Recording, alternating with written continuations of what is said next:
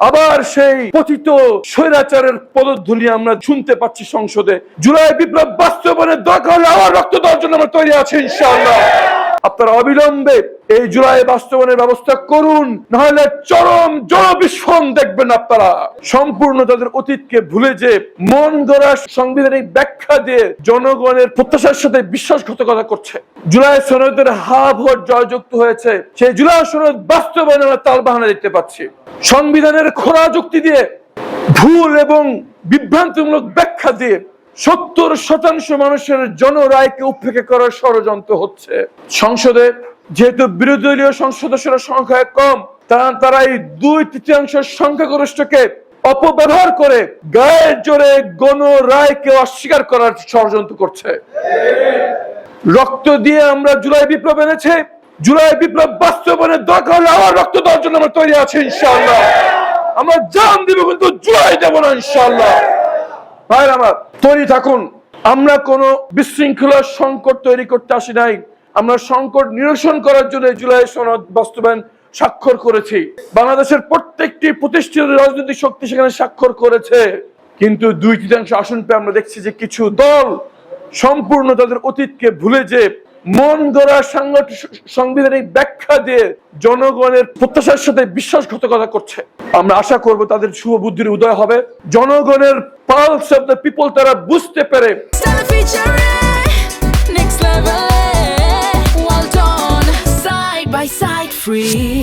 অবিলম্বে জুলাই সনদের অক্ষরে অক্ষরে বাস্তবায়ন তারা করবে ইনশাআল্লাহ।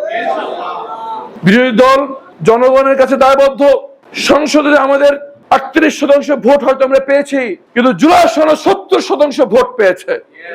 জুলাই সনদের পক্ষে 70% লোক আছে, এবং এই 70% লোককে নিয়ে আমরা বলতে চাই, আপনারা অবিলম্বে এই জুলাই বাস্তবায়নের ব্যবস্থা করুন, নাহলে চরম জনবিস্ফোরণ দেখবেন আপনারা। জনগণ কোন রকম বিশৃঙ্খলা চায় না, জনগণ রাস্তায় নামতে চায় না, জনগণ রক্ত দিয়ে, ঘাম দিয়ে, চোখ দিয়ে, হাত দিয়ে ফ্যাসিবাদকে বিতাড়িত করে জুলাই সনদের বাস্তবায়ন উদ্দেশ্যে হা ভোটে ভোট দিয়েছে। সরকার অবিলম্বে সেটা বাস্তবায়ন করুক। যদি না হয় তাহলে ভাইরা প্রস্তুত থাকুন, আরো একবার রাস্তায় নামতে হবে।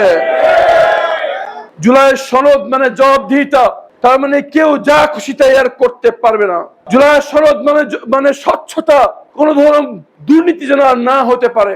জুলাই সনদ মানে ইনসাফ ভিত্তিক সমাজ, যেখানে জনপ্রতিনিধিরা শাসক নয় সেবক হতে বাধ্য হবে।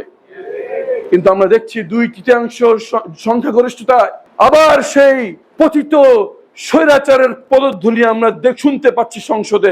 সেটা খুব দুঃখজনক বিষয়। আমাদের আশ্বাস, আমরা সবাই ফ্যাসিবাদের বিরুদ্ধে এক ছিলাম, ইনশাআল্লাহ জুলাই সনদ বাস্তবায়নে আমরা এক থাকবো ইনশাআল্লাহ। জুলাই সনদকে যদি কাটাছেঁড়া করে জুলাই সনদের গুরুত্বপূর্ণ ধারাকে যদি বাদ দিয়ে একটি ধ্বজভঙ্গ জুলাই সনদ নামে করে একটি ধ্বজভঙ্গ আইন পাশ করা হয়, জনগণ সেটা মেনে নেবে না ইনশাআল্লাহ।